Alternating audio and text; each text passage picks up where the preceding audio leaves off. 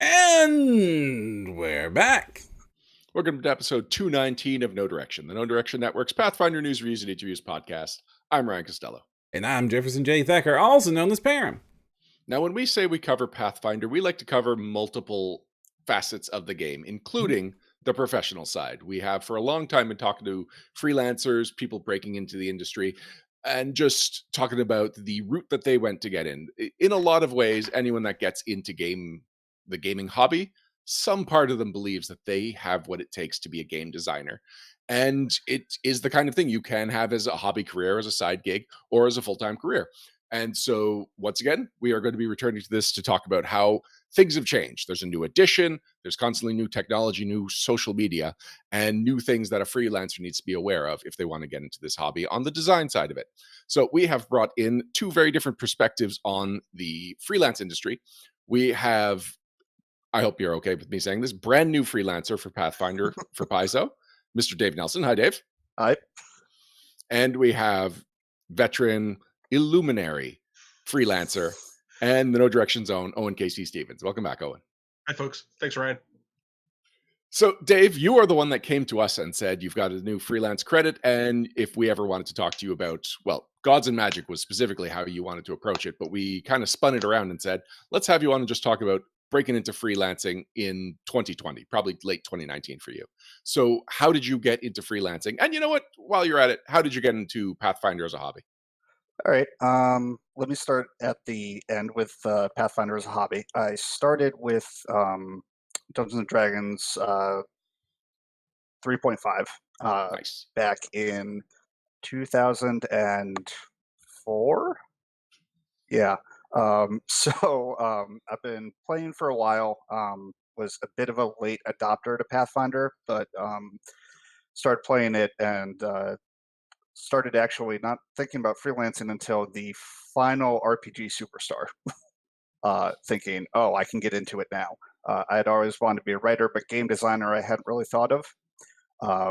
And then turned out that my RPG Superstar entry got kind of far, but not great. Didn't make it in the top 32 or anything, but much further than I thought for first try that I put together over a weekend. So I decided to start looking into it more seriously. Um, and then from there, I basically just knocked on every door that I could. Went to PaizoCon in 2017. Talked to a whole bunch of people, asked a whole bunch of questions. Actually started to give myself a social media presence when previously I had just used Facebook for college and never even looked at Twitter. And managed to reach out, talk to a whole bunch of people, and basically by everybody else's grace and humoring me, I managed to get some small third-party projects and work my way up from there. You said that you started getting into it for the last RPG Superstar. So that was in 2015. And Yeah, you got your first Paizo credit in, well, it's coming up 2020. So what was specifically that 5-year gap like? it was a lot of sort of figuring out what I wanted to try and do. I did RPG Superstar and then waited for it to come around next year because I didn't know any better and didn't know anybody to contact to try and do better. And then when Sorry about that. and then when it was like, well, we're not going to do it again, I was like, oh, well, maybe next year. And then by that point, I was working a much more stable job, and I could afford to actually fly out to Seattle. I live in New York, in Albany, so getting out to the West Coast is more of a hike than it is for others, um, certainly. And so, I capitalized on all my time at PaizoCon there, going to panel after panel after panel, didn't play a single game, just talked and talked and talked. And, the answer of how do I start freelancing for Paizo was freelance for other people. And, I kind of left there feeling like it was uh, advertisement for an entry level job that required 5 years experience. Hmm. Most millennials will know what I'm talking about there.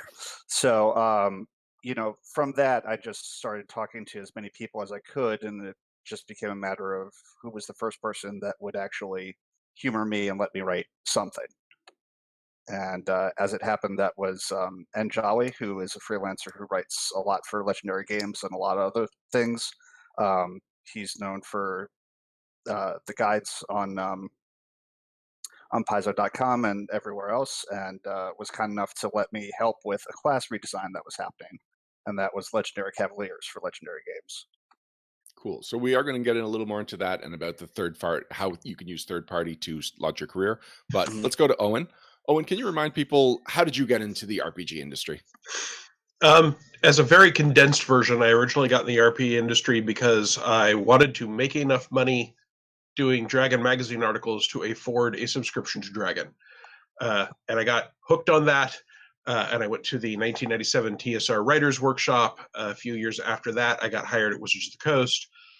14 months after I was hired, I got laid off from Wizards of the Coast, but that was during the D20 boom. And I decided to make a push to be a full-time freelancer. Which I was doing while my wife was finishing college and we were buying a house, et cetera, et cetera. And that was 14 years of various forms of freelancing and getting involved with small third-party publishers while writing for bigger ones. And then in 2014, I got hired by Paizo, where one of the things I did was host 2 years of RPG Superstar and then killed it. So Dave's difficulties are partially my fault. So you said you broke in 1997. What was your social media presence like then? In 1997? Yeah, 1997.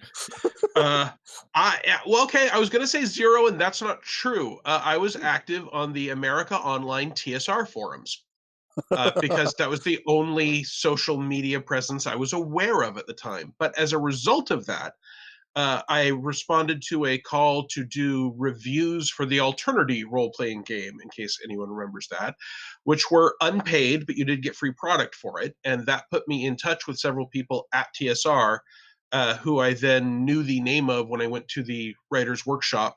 And as a result, I got asked by Dave Gross to do an Alternity article for Dragon after I'd done several other articles.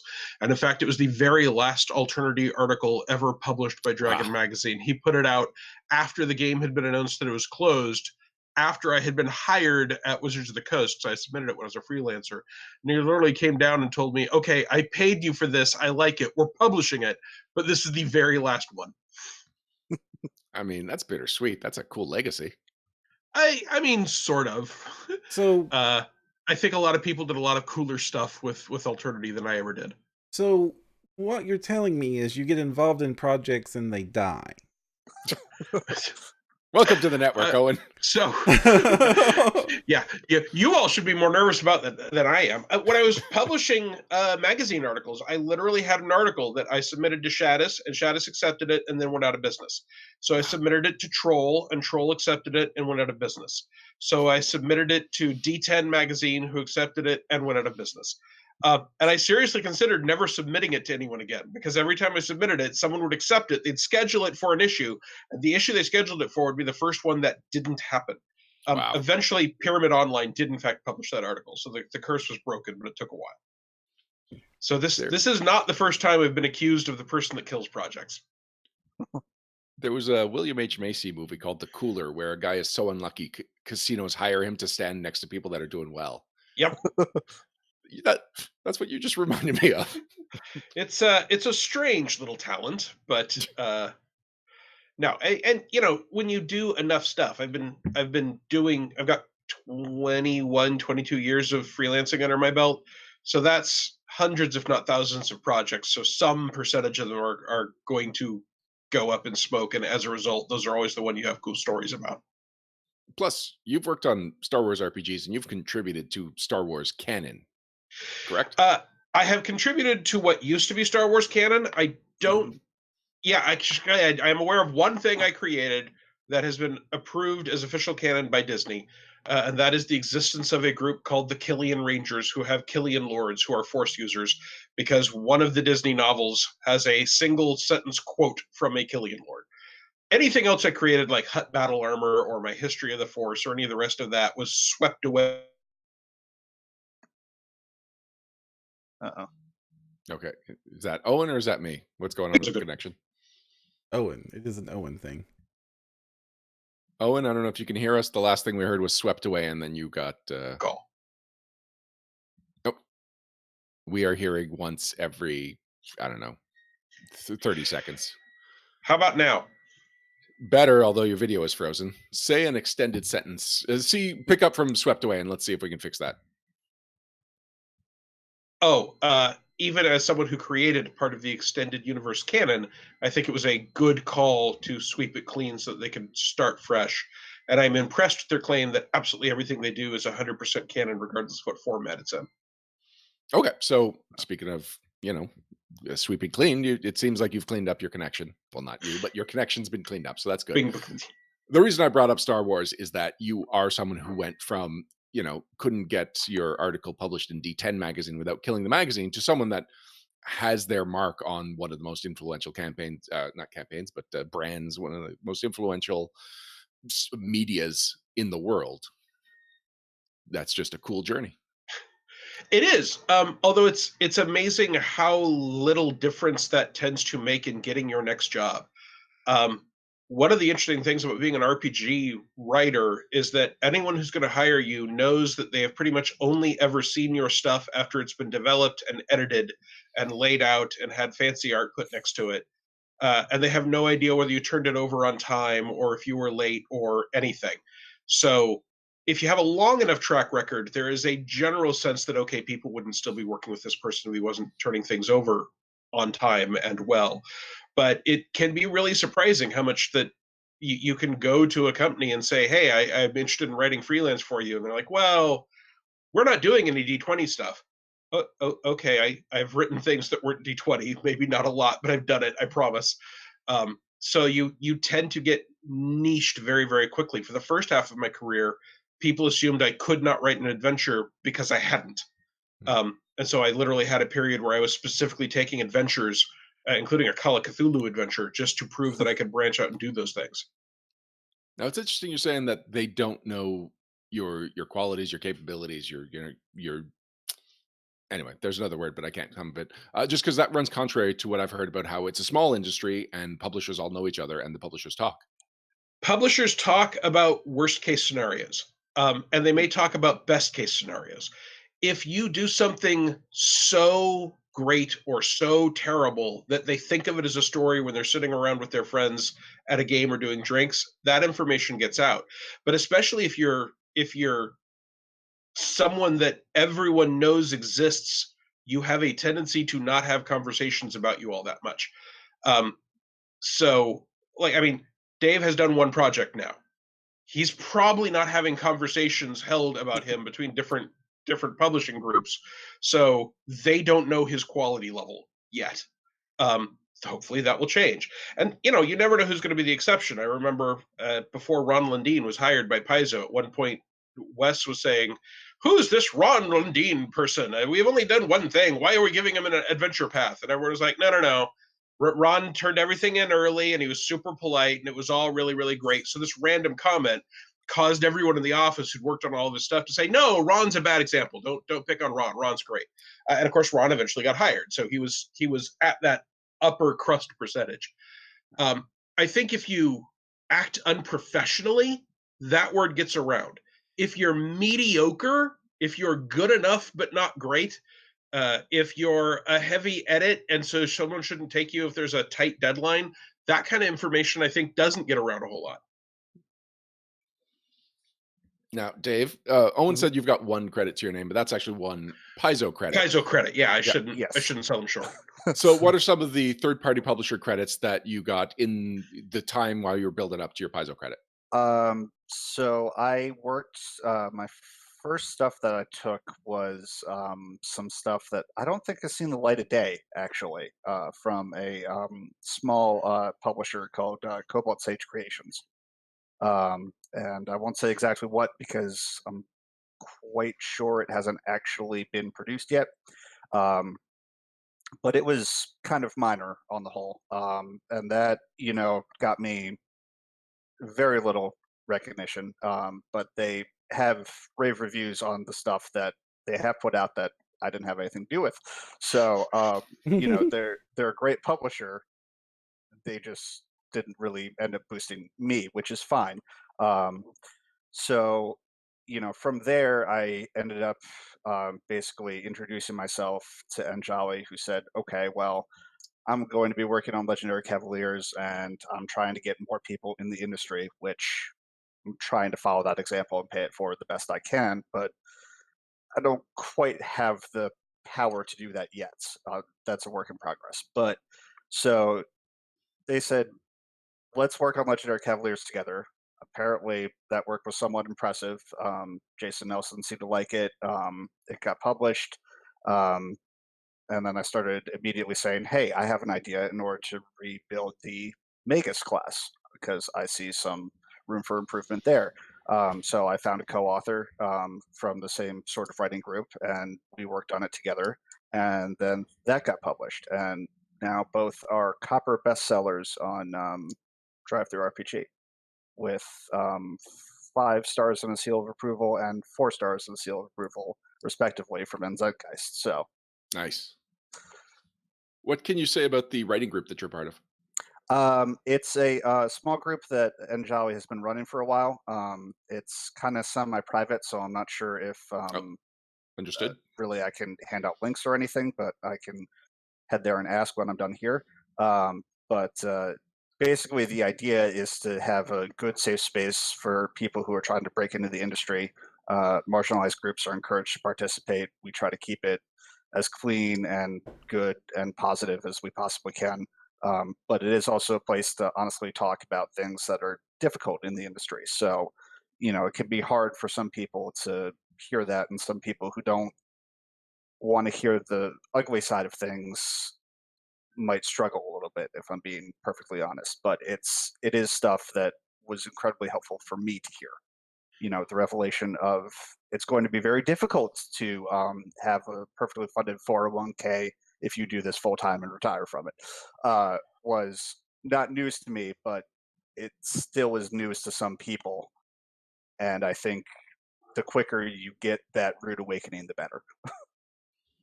Speaking of helpful, I really appreciate that you're saying, like, I just can't wait till I'm more established so I can help new people get into Well, freelancing. that's Like, the idea. Is Njali joked about how the thinking was Roy Mustang from Fullmetal Alchemist is I need to get to the top so that I can lift up everybody around me.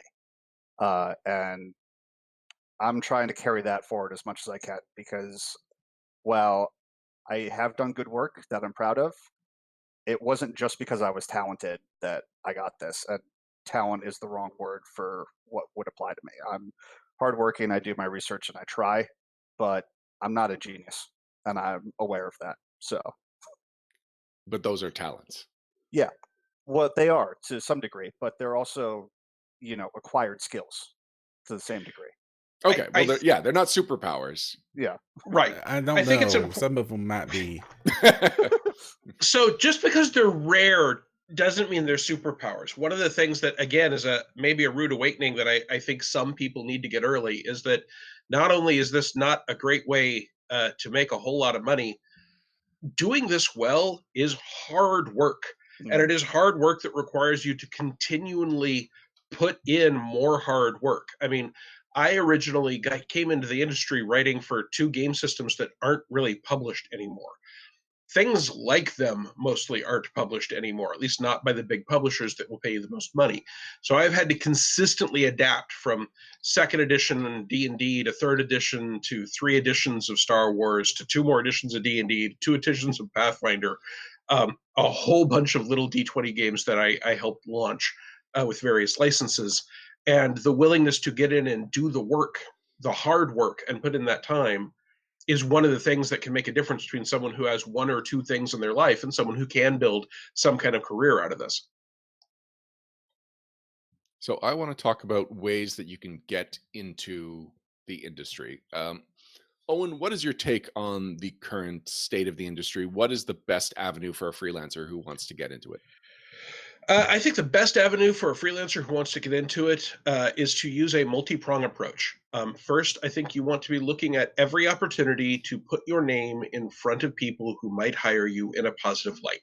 As an example of that, for example, there's the Wayfarer magazine, and I believe, Dave, you've even done Wayfarer. Wayfinder. Wayfinder. Wayfinder, sorry, right. Yes. Sorry, I forgot to mention that.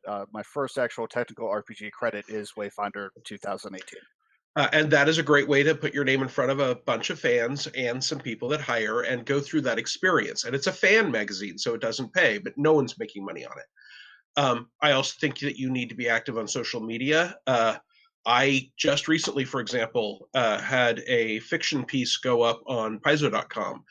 That didn't come about because I am well known or friends with the people there. That came about because the franchise manager who follows me on social media saw some of the short stories I wrote and thought that that style would match what they're doing with microfiction well.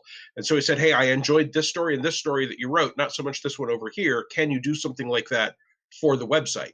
So that was a direct case of my social media interactions leading to work even recently when I'm reasonably well known, but it's a kind of work I haven't done before. I think you need to talk to third-party publishers and small publishers. I don't want this to only be Pathfinder focused, even though that's the focus of the show.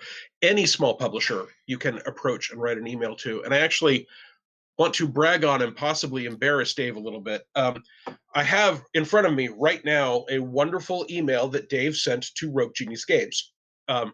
And he never got a reply, and that's on me, not him. The reason he never got a reply is he sent it May 15th, which is a perfectly reasonable thing to do. But that weekend was literally the weekend where I discovered we were probably leaving Paizo and moving across the country.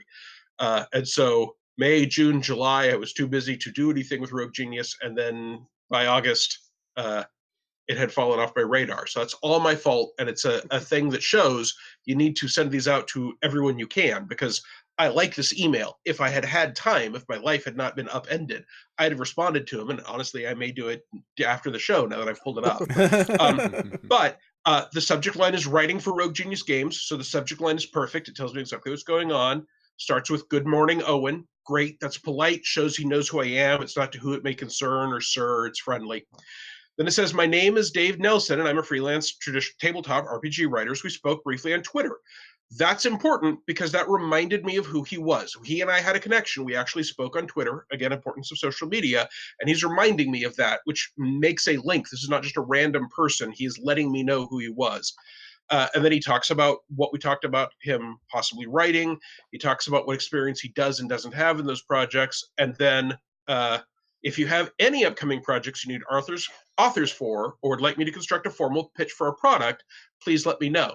That's, again, a multi-prong approach. He's saying, if I've got a project and I need a writer, he's willing to work on, or at least discuss working on, anything I have. If what I have is a hole in my schedule and I'm looking for someone to come and say, hey, I would like to write this for you, he's willing to do that as well, too. Then it ends with, thank you for your time and consideration. I look forward to hearing from you. Sorry, Dave. And then he has, and told me he was going to put in examples of his writing that he had done. So I have samples of his work, and it says what it's from Legendary Games, a specific monster he did, etc. That's a nearly perfect contact email. And I want to hoist myself on this petard. He did everything right. I did everything wrong as the publisher end of things. Because he did not shoot out one email and depend on that moment to come together, he has not been doing nothing since May of last year, right? He's been going on, he's been building, he's been working on his career. So this, I think, is a perfect example of how you can get into this industry, try multiple things, work at every angle you can get. Getting in is work. Freelancing comes in 3 steps. First, you have maybe 4. First, you have to have the skills to do the work. Secondly, you have to somehow get the work, and that can be many hours of effort. Then you have to do the work. And then, unfortunately, sometimes you have to go to a fair amount of effort to get paid for the work. Now, Paizo's pretty good about that. Rogue Genius, I will toot my own horn, is pretty good about that. We do payments monthly. But be aware that sometimes you're going to have to spend time doing that as well. So there's a lot of stages to it. And I think one of the reasons that we've got Dave on this show today is that he is working social media, he's working his contacts, he pitched an idea to you all, and then when you came to with a slightly different version of it, he was excited and enthusiastic and got on board, and he was talking about it on social media even. So these are all good examples of what to do to try and get into the industry. He's also I will just add to that.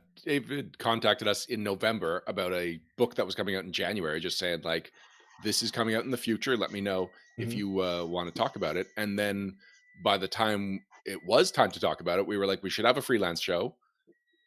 We've got two spots. We've got Dave, and we've got every other freelancer in the entire industry. Who's going to fill that second spot?" Because Dave had locked his in just by a timely and very well written invitation, or not invitation, but just query.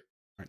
And also, working the social media and working the community isn't just limited to that, to Facebook and Twitter and stuff. Dave contacted us, and we knew who Dave was because he hangs out in our Discord chat, which is Yep. a rather large community hub for Pathfinder in general. People hang out in our Discord chat. I don't even know what we do, uh, which is weird when that happens. Um, but like, it's, you need to evolve. You need to know where the community is and be in all of the places the community is. And he was doing that, so we had enough interactions with Dave that we had confidence that this would not be a disaster by having him And on our network live and potentially risking our brand. and Well, I those are hope I'm all living up to versions. that. Those are all versions of put your name in front of people who can advance your career in some way in a positive light as often as possible.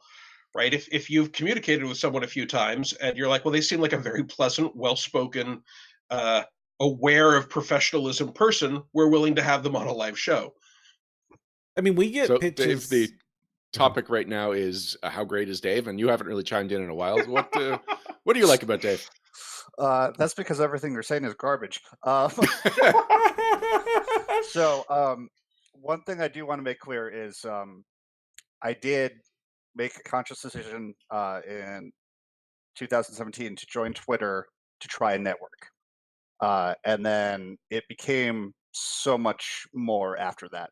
I started following people for business purposes, and then I started following them because I liked what they were saying. And then I started getting more involved in everything. And I think just from opening myself up to experiences from others, I've become an all around better person over the last few years than I was previously.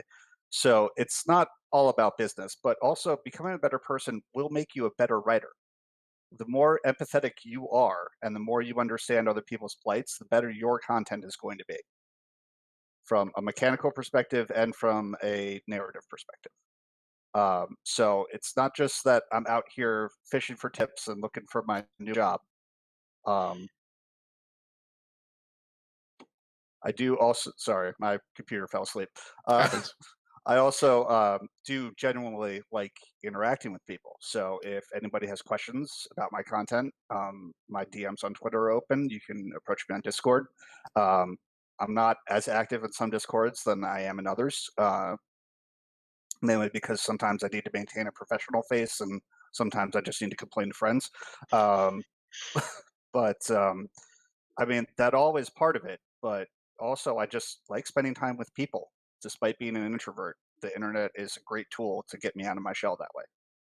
Yeah, that's a very good point because there's so many different social media platforms. You could find the one that you can communicate on best, that you could put out your best Mhm. presence. So, like, if you are not the kind of person who can afford to go to PaizoCon or don't think you would do well in meet space, you can Well, find the and I internet am one of equivalent. those people too.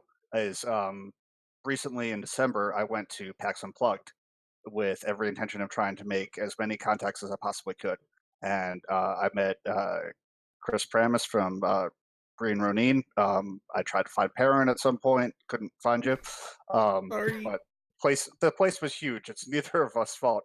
But every time I tried to introduce myself to somebody, I personally felt that I was treating the interaction as transactional, and I Mm. hated that. And I felt like I wasn't presenting myself well, and I knew that me doing that was not my strength. At the same time, I kind of credit my ask to write for Gods of Magic of me going to OrcaCon the other year and meeting Luis Loza in person, uh, who I only got to meet because freelancing friends who were previously writing for him were there and introduced me to him. So, it all comes full circle of who you know and who's willing to assist you. And that's not to say it's impossible if you don't know people. Go out and interact with them. We're all humans, and most of us are willing to help. I certainly am. I hear. Specifically interact with Luis if you get the opportunity. Oh, It's yes. very true. He's great. He's like anti-intimidating. Mhm. Yeah. He's a tall person that comes off like an inch or two shorter than he is. I wouldn't say that. But No, he's like 6'1". He's surprisingly tall when you think about it, because he just comes off like 5'11". He's in chat now. Hi, Luis. So you both said something I wanted to call out earlier, and you just repeated it. And I hate that this is potentially a true statement, but it seems like your odds of getting work in this industry, and it applied to me as much as anybody else, goes up exponentially if you go to a convention. And that's unfortunately a form of gatekeeping, but it seems to be true that meeting these people in real-time meet space and shaking hands and exchanging business cards seems to be in the beginning of everybody's success story that we hear.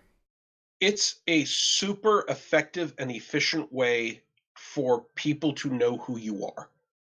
So if it is something that you are up to, if you can manage it financially, if you can manage it psychologically, if you can manage it physically, I find it to be a big help if you go and you talk to people, right? I had the advantage that when I went to the 1997 writers workshop, I was just barely brave enough to go ask Stan and Ted Stark when they were sitting at the restaurant attached to the game center waiting for one of us to come talk to them after they gave us a seminar.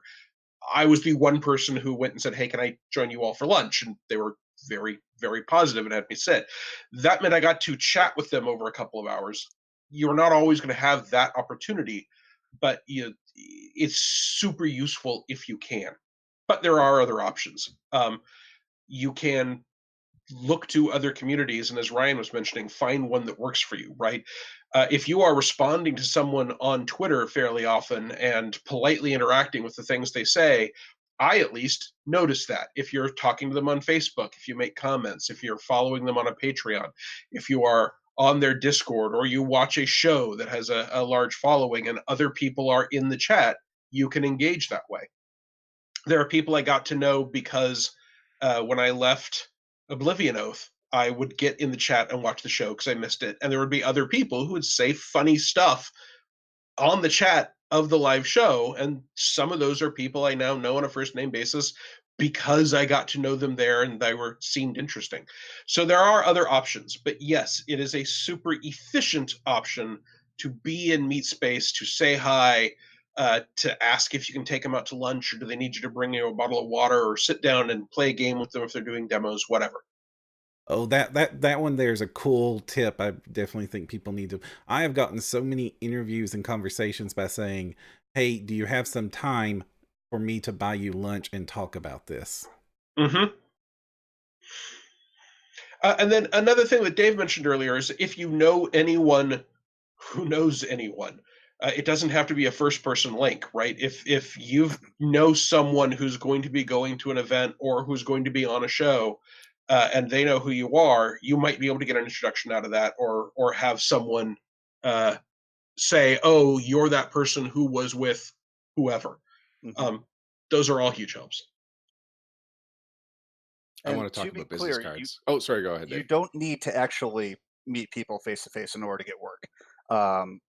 Jason Nelson from Legendary Games, I don't think knows what I look like. Contrary to popular belief, we are not related. That either of us are aware of, at least. All of my co-authors who I worked with very closely on those projects for Legendary Games, I've never met a single one of them face to face. You do not actually have to physically be in the room with people in order to get work. It certainly helps, but that barrier is slowly dissolving. And I think as more people like me who have come up in this sort of circumstance are willing to listen to people that they haven't met face to face, that barrier is going to keep dissolving and going away. I did an interview recently with Russ Morrissey, and he realized that it was the first time we had ever seen each other's faces in real time, right? Not only we'd never met in the real world, we'd never been on the same stream or show before. For 20 years, our communication has been exclusively tweets, Facebook posts, and email. That's it. You can build a relationship that way. But it's definitely slower. That's EN World, Russ Morrissey, right? Yes. Just in case people didn't recognize the name. And you write for EN World, right? I do, yeah. And that came about as a result of some comments on Facebook and on the EN World forums. Perram, you were saying? But it is slower, and also if you're going to be putting yourself out there in social media online or trying to make those sort of presences, you need to be aware of everything else you're putting out there and how that will reflect on you getting work in any sort of industry, especially a creative industry. It's true, right? And I have always said that there's no game company who is paying me enough for me to not present myself as who I am online. But I am very privileged in a lot of ways socially that I'm able to take some hits for some of the things I say and do because I am not otherwise being marginalized. I don't want to tell anyone that you need to tone that down in order to get work, but people should be aware of the possibility that it can impact who does and doesn't want to work with you. My position has always been I don't want to work with the people who don't want to work with me if some opinion of mine online drives them off. But do absolutely be aware that it's a factor, right? People don't want to work with someone they find unpleasant or annoying or distasteful. And that's just human nature. And we remain a small enough industry that very few of these things are being decided by, corporate spreadsheets that say, hey, he checked 14 boxes, he gets the job. And since you brought up privilege, it just made me realize, like, the advice you gave about, well, maybe buying somebody lunch is like, it sounds great on paper, but once you think like, well, if I was a female game designer and I approach a male game designer, suddenly that has much more, like, there's social layers to that offer that could be misconstrued, that could put you in a vulnerable position. So, like, our advice is still coming from a certain point of privilege. Oh, it 100% is. I mean, when I was sharing an office with Amanda Hammond and Ms. Price, I saw that Jessica Price, I saw that they dealt with a universe of problems that, even though I'd been in the industry a long time, I had never encountered half the things that they encountered in an average week. So I 100 and that really, even though intellectually I was aware that I had certain advantages and privileges, that really opened my eyes that there are things going on I am utterly unaware of.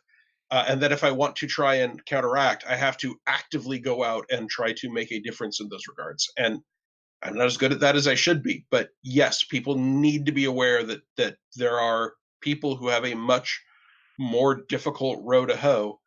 And as a group and as a society and as a hobby, we can work on fixing that. But it would be dishonest not to say it's there and it's a problem.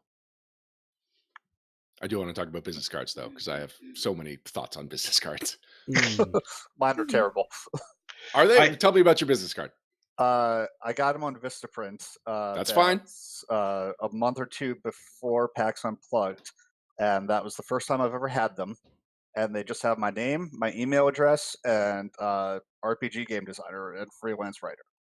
Okay, so 2 things you need on the front side then. Some kind of memorable image, so that when I'm just flipping through like a dozen or so business cards that I might have got that weekend, I'm like, okay, I remember this, I can associate with the person. And something that relates to what you want to be memorable about you. So if you are trying to get game design rules, just put some memorable quote or some kind of in-joke that a fellow game designer would get, something that shows what you're talking about for the specific position you're trying to get in. Vistaprint is fine. They do good quality. Yeah, one thing my business cards are Vistaprint. Yeah, absolutely. You can pay a little more money for different options. Try not to get it with the wax seal because then it's hard to write on it. Right. Yep. Make sure you have a white backside because most of the time, if I am taking a business card from someone, and this is from when I was doing Board Game Mento and I was meeting a lot of people, getting a lot of business cards, a lot of times I would want to flip it over and write notes. So have that plain backside so that there's an area for you to write notes, and have a pen and a Sharpie on you so that if somebody wants to write something down, you are facilitating that. Those are the 2 things I did remember. Nice. But it's funny because I specifically remembered to get the business cards for this trip because the previous con I went to, the one where I met Luis, I did not have business cards. And Kate Baker, don't know if you know what a ray of sunshine she is, but she asked if I had business cards, and I said no. And she gave me a look that I can only describe as the parent look of "I'm not mad, I'm just disappointed." Business cards are an enormous help. Mm-hmm. So is some online place you can send people. Mhm. And I mean, I've got owenkcstephens.com, and it is not particularly fancy, but if anyone is interested in seeing what I do, or reading some material, or leaving me a comment, that is a landing place I can put them. I also have Twitter, I also have Facebook, but not everyone is on those things. So having just a generic website that I can send people to is a help. That said, with all the advice we just gave, your description of your business card is still better than at least 25 to 30% of the business cards I see and get on any given. I mean, I've been given a business card that someone had as a plumber. And I am absolutely not bad-mouthing plumbers. But if you give me a plumber's business card and I go through it later and I don't remember who you are, I'm not immediately going to think, oh, this is that game designer who really wants to work on Starfinder who happens to be a plumber. I'm going to think, how did this get in here? And I'm probably, if I don't remember you, I'm going to toss it out. And then there are the ones with the full color image on the back. And Paizo, for example, does that. I think Paizo assumes that their people's business cards are for Paizo employees to give out to people who will then hoard them like gold and use them as contact info. So they want them to be all snifty and interesting with a full color image on the back. Yeah. I honestly still think it's a mistake, but I always had my own business cards and my Paizo business card. So if I was contacting someone for another purpose, I had the appropriate card to give them. I was really proud of our first business card. I think I've told the story on the network, but it was, I wanted the business card. This is the first one we were giving out as no direction. I wanted it to be something that people would want to hang on to, so I made it a gimmick. So at the time, I was working for Fat Dragon Games, who did papercraft. Mhm. So the business card was index card size, so that I could fit on the business card a papercraft dungeon room 10 foot by 10 foot, a papercraft orc, and a papercraft chest that you could put together if you bothered to cut it out. And I thought that would be novel and chuckle worthy enough that people would remember No Direction. One of the business cards that has impressed me most in all my life was one I got from Jeff Quick, who's a longtime game designer. It goes back to TSR in the 90s. And he gave me his business card when he and I were both working on the EverQuest tabletop role-playing game. And his business card has an entire game on the front on 1/3 of the card. It is a completely playable, interesting game. It's in like 4-point type, but you can read it, and the back is still blank. So this business card is Jeff Quick, game designer, and then he has an arrow to the game he designed that is on his business card. Wow. And I admit, I have tried to duplicate that feat, and I have not ever successfully come up with a game that fits on a section of a business card that I've been happy with. So the more I try to emulate that, the more impressed I am that he successfully did it. So besides having the wrong plumber card and having color on the back, what should people avoid doing when they're putting their business card together? Don't fail to have contact info. Yeah, that's. I have literally had people not have either an email or a phone number.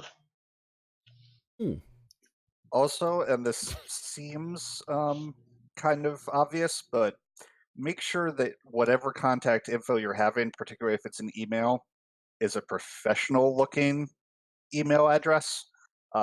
Don't take the one that you made in middle school that has an expletive or something rude or gimmicky in it. Try to have it pretty professional.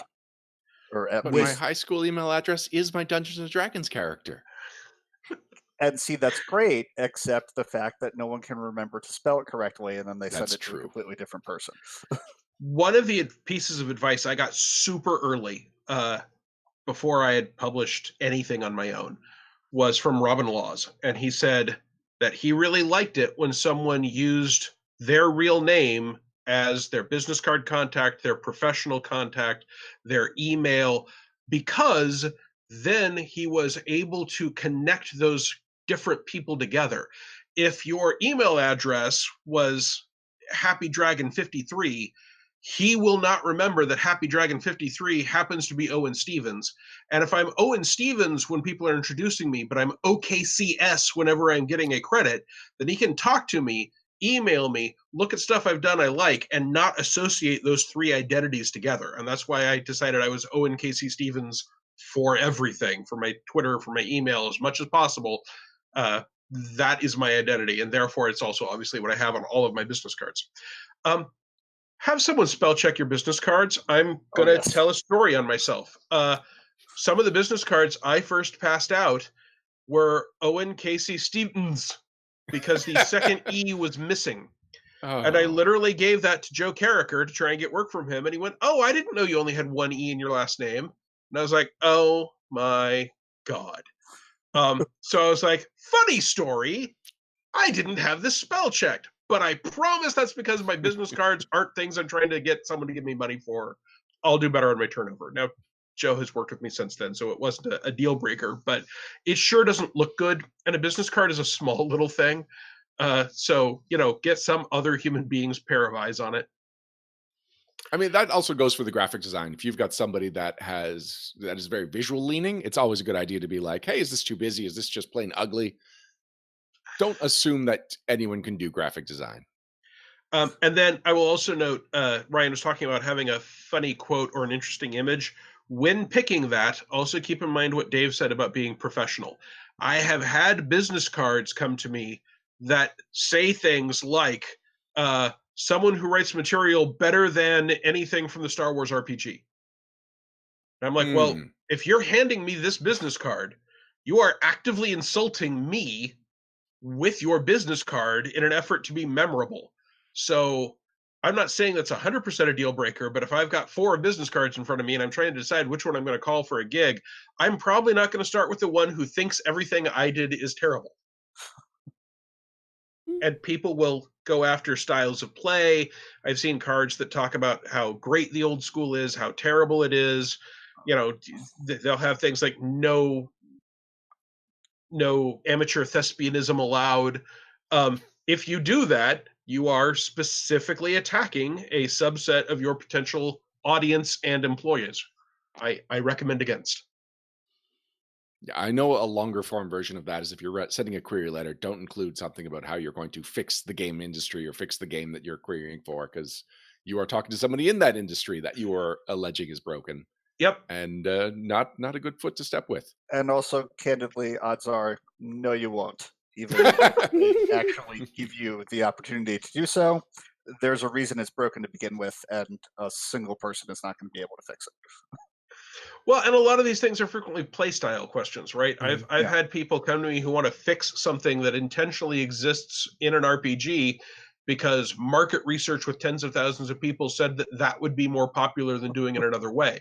If that way isn't what you and your group like, I totally understand you want to change it, but that does not mean that the people that made that decision were wrong or unsmart. You're not talking about any of our reviews, are you? I'm actually not. Okay.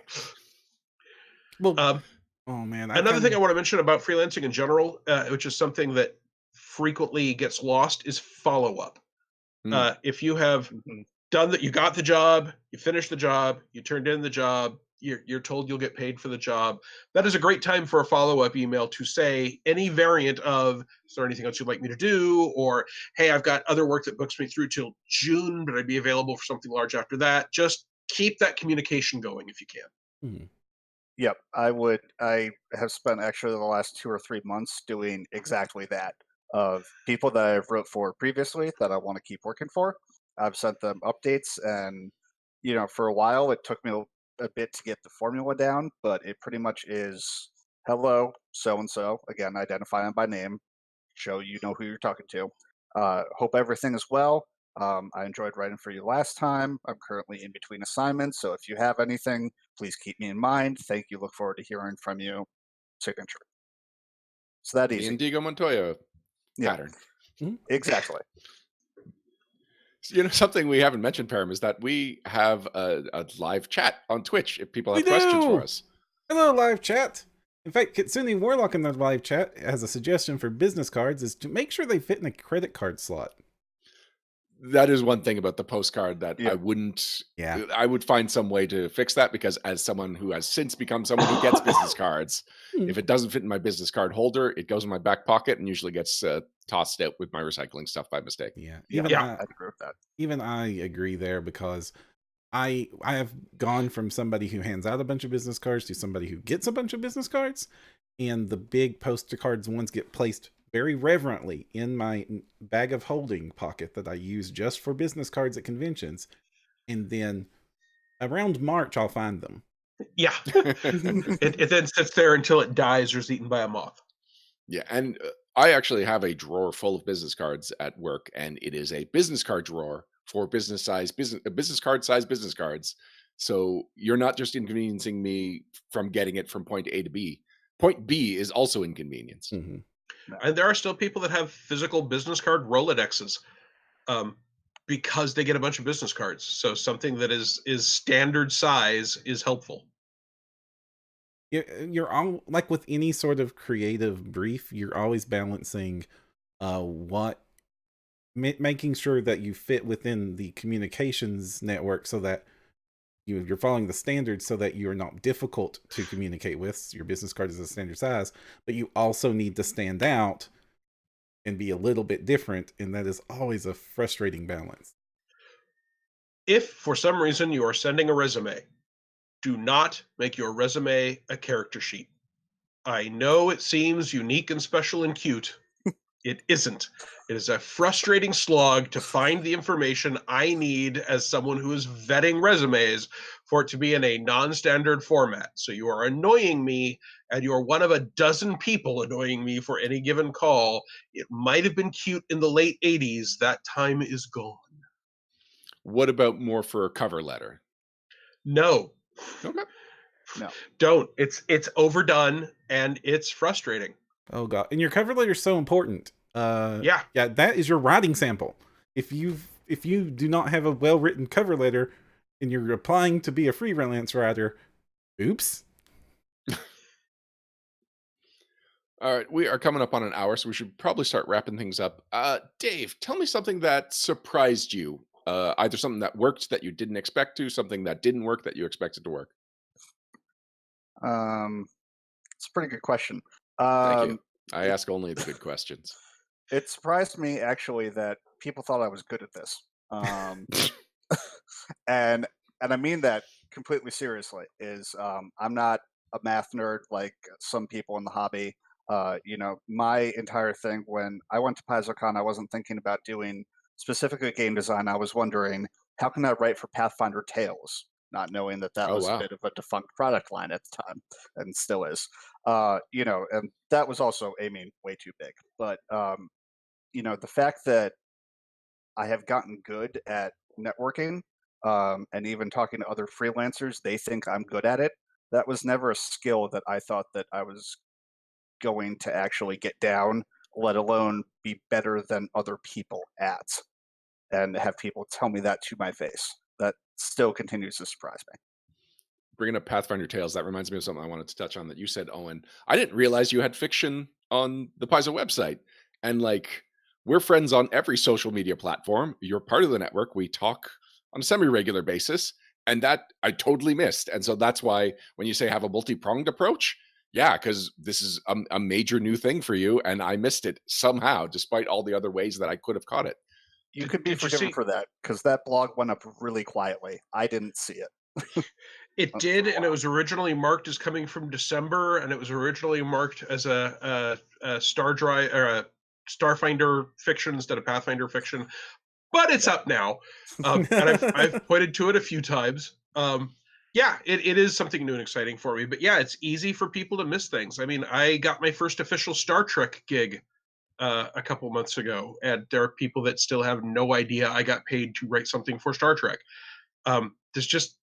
There's no one thing you can guarantee will get spread through all of your networks of people who know you. Right. And you mentioned all the reasons that I missed that fiction thing, but if that was your one basket and all the eggs were in there, those things happen sometimes. that would have been super disappointing if that was something you were really hoping would be like a big break or whatever. Although now I know next time I have fiction, I'm going to have to send you a link on Facebook. Just Thank open my you. chat. Okay. I regret that I don't take more time to read the fiction on the website, because Pathfinder Tales, I loved it. I learned the setting more from the Pathfinder fiction than I did from the campaign books. Oh, man. So anyway, yeah, just not on my New Year's list, but it was like it almost made the cut. What else we got? Oh, did you have any things that surprised you, like for succeeding or not succeeding, that you expected the opposite results? Really old-fashioned, like 1930s ways of introducing yourself and trying to get work can be surprisingly effective. After the 1997 Writers' Workshop, I sent everyone who'd spoken there a physical thank you note, because I had from my father a small cloth-bound blue book called How to Get a Job, with no listed author or publisher. And one of the things it said was, if anyone is in any way useful to you in your career, if they're at a seminar, if they introduce you to someone, send them a physical thank you note. And it had specific rules about what should be on the thank you note. And I've done that a few times, and I still occasionally will run into someone who I have not spoken to for 20 years, and they'll be like, "Owen, you're the person that sent us thank you notes." Yeah, it's an email note probably will work nowadays, but anything that puts your name in front of them in a positive light, especially if it's something unusual, I find useful. And I've told that story, and now occasionally a freelancer will send me a thank you note, and I always mentally think, oh, not only are they being polite, but this proves they're listening to my stories, that they heard me talk about thank you notes, and now they're sending me one that notches up how much I think they're paying attention, for example. So you're saying you would have responded to my email if I had sent it as a thank you note? Almost certainly. Hmm. Actually, on that note, so when I was working for Board Game Bento, I got in touch with some guys in Belgium who put out a game called Dear Lord. And in just the conversations, I could be chatty. And I mentioned, oh, my wife went to Belgium. She brought back these things called stroopwafels. They were just amazing. And we eventually did get Dear Lord into Board Game Bento. And as a thank you, they sent me some stroopwafels, because we had made this connection that was like a very personalized gift. And these guys ended up getting their game in Target. It was when Target was signing all kinds of exclusive Target games. And yet every time I see them at Gen Con, we have this stroopwafel connection that we just like can start up a conversation with, even if they've like continued in the industry and Board Game Bento, is no longer a thing. I am no longer an asset to them, but we still have a connection, which is nice. Yeah. We've done the same thing earlier on, when No Direction and Paizo crew were much smaller than they are today. When we were chatting and saw a lot of the developers were having a hard time, we sent Paizo cookies, and we know it's rough right now, but thank you for the great products. Yeah, it makes a difference.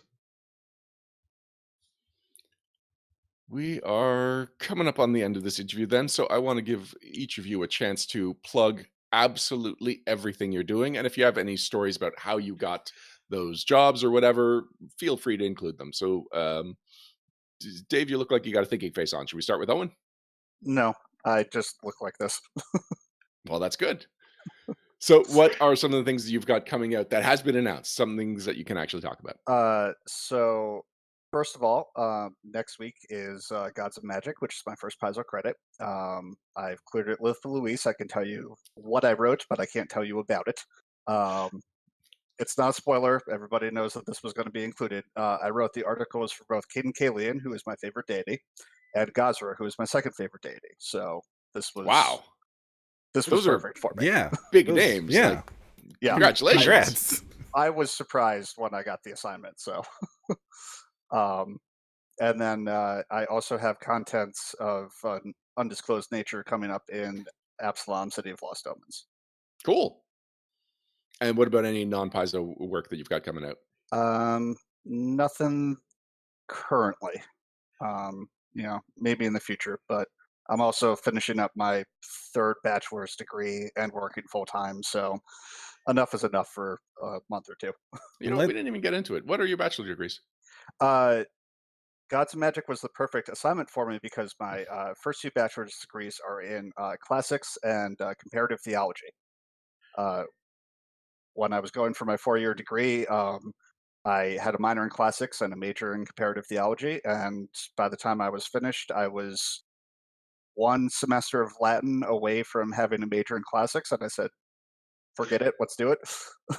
And now I'm finishing 1 up in cybersecurity for my actual day job that pays money. So that actually touches something that we never mentioned and we should. If you're talking to someone and you have some unique education, skill, experience that makes you an excellent choice to write for a thing, tell them, right? I've known people who are like sewage engineers who have gone to people to pitch sewer-based dungeons and not mentioned that they are real-world sewer engineers. If you have that experience, mention it, because one of the things that people frequently have to deal with is uh, sailing ship adventures written by people that don't know their port from their starboard, and race adventures by people that have no idea how races work, etc. So that kind of practical, real-world education and experience, it is great to be able to mention when it's relevant and you've got it. Yeah, it reminds me when I found out that John Compton had been on archaeological digs. Mhm. He's basically a modern day Pathfinder Society member. Or when we Yeah, found 100%. out that Chris Jackson lives on a boat. Yes. Yeah. Chris Jackson has fought pirates. And Yeah. he writes about it. Chris Jackson is a pirate. Shush. Privateer. There we go. Yes, technical term. Owen, you've got a lot of plate spinning. What are some of the things you want to talk about? The biggest thing I'm doing right at the moment, which I will constantly be talking about for the entire year, is my 52 and 52 program. That's 52 PDFs, 1 a week, every week for the year of 2020. Except that instead of 52, it's actually 208, because every one of the PDFs is available for Pathfinder First Edition, Pathfinder Second Edition, Starfinder, and 5e. So it's actually 4 PDFs every week. And that's available through the Open Gaming Store. And there's a link at my website, owenkcstephens.com. And the pre-order ends at the end of this month. So it's currently $29.99, and it currently comes with 500 bonus PDFs. And at the end of the month, it will go to be $49.99 and not come with 500 bonus PDFs, because we will have proven at the end of the month that we're actually delivering these on a weekly basis. So if you want a lot more content for a little less money, jump in now. But whenever you jump in, you will get all of the 52 products. So if you wait until February, you'll still get everything that we put out in January, for example. Oh, that's good. I guess that makes sense, but I never thought to ask that. I never thought to tell anyone until someone asked, and I was like, no, good question. Yes, you get all 52, no matter when you are, all 208 whenever you jump in. And that's all content that you're writing, or do you want help? So it is, everything that's coming out currently is content that I'm writing. But as I see what the budget actually is for this process, I am talking to some people about farming some of this work out. Alex Agunas, who I have a long history with, is already going to be writing the 1 game system version of one of the products that's coming out, I believe, in March. That's the only one I farmed out so far. I kind of want to see how January goes on sales before I start spending money buying material from other people. Everything will be written or developed by me, so I'll develop anything I have someone else write, but that is definitely a potential opportunity. Great. And for Anything else you want to bring up? I've got a Patreon. It's patreon.com/Owen KC Stephens. And for any particular publishers who might be wanting to toss either of you work, how should they get in touch with you? The easiest way for me is email owen.stephens@gmail.com. But you can ping me on Facebook or Twitter or my blog, or send out a carrier pigeon. Send a handwritten thank you note. Absolutely. For me, I conduct all my business either through my Twitter, which is Davic the Gray, Davic the Gray, spelled with the British spelling because I'm a terrible person who doesn't obey the rules of American English. No, it's the Queen's spelling. It's not just British. So that annoys some people, but it looks better to my dyslexic brain. And you can find my email in that Twitter bio as well, which is a little too long for me to want to have to spell out right now and have somebody get it wrong. All right. Well, thank you both. I think we had a very fun, informative conversation. Did we talk about everything? We talked about everything. Sorry. I just remembered a point that I wanted to bring up, but it's too late for that.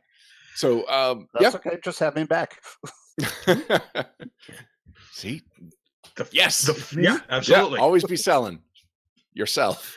You're anyway. No, As a that's fun. I wanna do it. freelancer, your brand is you. There we go. Yeah. Excellent. So Perram and I will be right back with some news and some banter right after this. Thanks, guys. All right. Pathfinder news. Pathfinder news. Pathfinder news. Pathfinder news. And we're back. In the Pathfinder news segment, we talk about all the latest happenings for the Pathfinder role-playing game, either from Paizo or from third-party publishers, from licensees. Basically, if it's relevant to you as a Pathfinder fan, we like to talk about it here.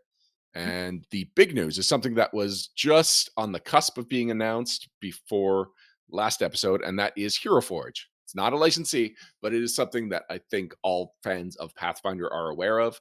Hero Forge is a website that lets you basically customize your perfect miniature, and they put up a Kickstarter for Hero Forge 2.0, which lets you print full color custom miniatures.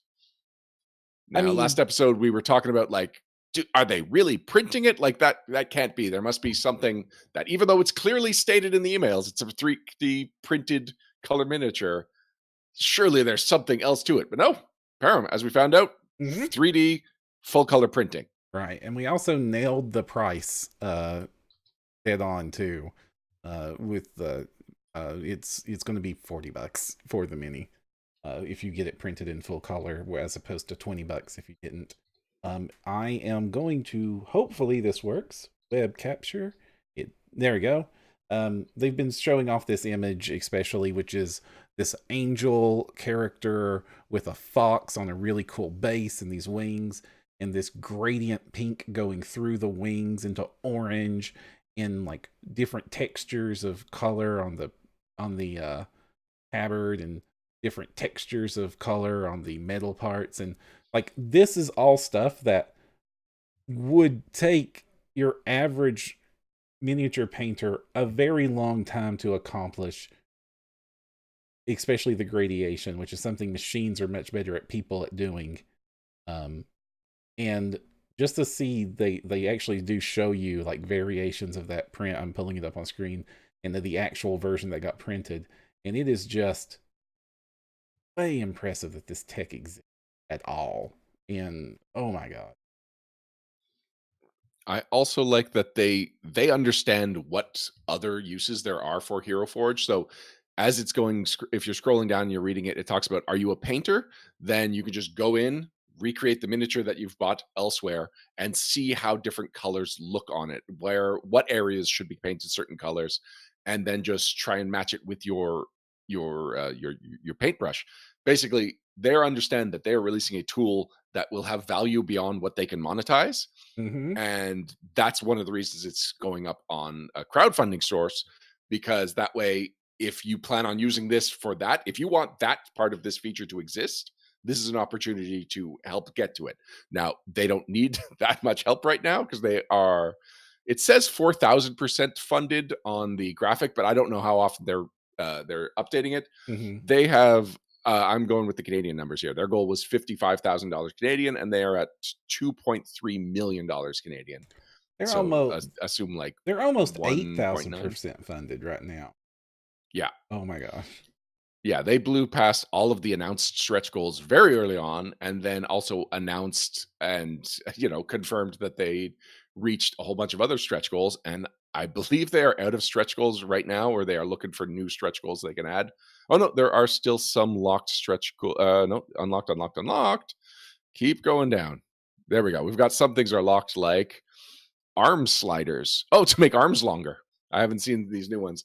What else? Decal positioning and scaling. So if you want decals on the shield, that was unlocked a while ago. So now there's ways to customize the size of decals that are on the shields, and a face customizer if they get, oh, you know what? It says if they get to $2 million, which is what they're at Canadian. So I don't know what how far they are from that They're in the American side. 1.7 million right now. I imagine they're going to blow past that. Yeah, because there's still 20 days left, 22 days left on this campaign.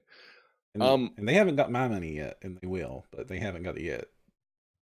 Also a surprise is there's a whole second thing, the virtual tabletop user package. Actually, when we were talking to Steven, he was like, Hero Forge isn't something I'm personally experienced with because I mostly do stuff on virtual tabletop.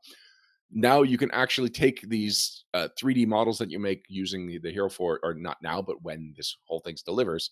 And there is a way of making tokens for your virtual tabletop where you can customize the position of them, and then it download a digital version of this character. You can also get portraits for character sheets and whatnot. Mm-hmm. There's just, it's more than just custom miniatures now, even though that is still and probably always going to be the primary thing you think of when you think of Hero Forge. Yeah, I mean, honestly, this tool is so good that I have to expect that they're even, well, I don't know. It's probably not a good idea for me to. Okay. But this tool is so good that I can imagine a ton of uses for it outside of just tokens and miniatures and etc. It's just so many players are intimidated when you say, okay, here is your miniature, you're going to have to paint it. And they're like, it's that tiny. I don't have $100 worth of miniature paints. I've never done this before. I don't want my character to look stupid on the board. And pre-painted minis still exist in the industry. WizKids is still putting out a whole bunch of models in that range, and Reaper still has some pre-painted minis on the market, and there's other sources. But getting your character that is just right usually means, up until Hero Forge announced this, meant either getting something on Hero Forge or finding the perfect Reaper or other companies' metal or customized mini, and either customizing it and then painting it yourself, or if you were really willing to throw down money, hiring a sculptor to do that for you, which was like $400 to $500 to get done when I did my initial canvas for that before anything like this existed. And gosh, this is going to change the entire industry, I think, as this tech becomes more affordable, becomes more commonplace. Well, another thing you could do is if you are prototyping, say, a board game that uses miniatures, or a unique miniature role-playing game or unique war game, like that used to cost thousands of dollars to make a mold. Now you can get it for $50. Like, spend a couple of $100 and get unique tokens for all the characters in a board game. That is completely affordable. And when you go to like Proto Spiel or some kind of playtesting board game convention, you will stand out as someone with a much more professional, much further along board game than a lot of the other people that are at the table. Like, there is so much that could be done beyond the tabletop for this. It's staggering to think about. Like, I'm sure there are possibilities that people outside of our industry, if they look at it, they will immediately think of ways they can use this. Yeah, and also, like, even before the full color thing, just being able to download the STL files and print them yourself, means you could make several demo kits of your board game that way. And now with, oh my gosh, there are some effects on some of these color miniatures that I can't do, and I've been painting for years. Yeah, it's exciting. There's a reason that it's not promotion. It is news, even though it is a Kickstarter. Yeah, just like I've been painting a miniature for the last couple of weeks. I talked about it last week when I'm going to do the Paint to Play blog. Actually, it debuts tomorrow. And one of the things I'm adding in the Paint to Play blog is I am out of practice. So if I continue to do this blog, one of my goals is to get better at painting again. And like color distribution has always been one of my big challenges. And so having a tool like this where I can just practice how different colors will work and different triangulations of color, that's super exciting. Oh man, I just cannot wait to get my hands on. Also, Epic the Grey is saying, "Give me my identity back." Hold on, what's going on in chat that I missed? I have no idea. That oh, my lower third says Dave Nelson. Oh, yeah, because I changed. Sorry about that, everybody. That's all right. I I just saw the comments and it's like, what do you mean give your identity back? So, also just time. Even if you are a really good miniature painter, do you always have time to paint your mini? Wouldn't you just love to pay somebody? Like that used to be the thing. That is totally an industry. Just pay somebody to paint your minis for you. Occasionally people pay me to do it. And I will totally pay an extra $20 to have an awesome color painted mini. Yeah, and honestly, so in my situation right now is that I will either have to wait until my girls are gone to bed, and then it's like, well, I can hang out with Tina for the 2 hours that we have, or I could do network stuff or writing stuff, or I could paint a miniature. That's option one. Option two is I'm going to make a painting activity with the girls, and 5 minutes later they're done, and I'm like, well, I've done my base coat. I guess I'll put this miniature back on the shelf and come back to it at some point. So even if like I could get the starting colors for a miniature, and then when I do want to do a painting activity, just kind of customize it and upgrade some of the colors. Like there's a lot of options there. Yeah, one of the first things I noticed when I looked at them is like, oh, these need a wash. And so I was already contemplating just flat coating it, then putting a wash on it, and then flat coating it again, or touching up some of the highlights to just like, it would not take much if you have good painting skills to make these look absolutely amazing. Yeah, Weezigus in chat saying that's the main reason he only painted half of a 40K army. I definitely was at a point where I was buying more 40K things than I ever had time to paint and ever had time to deploy. And the reason that I'm doing the paint to play blog is just to take a bunch of miniatures that I've bought and never actually painted.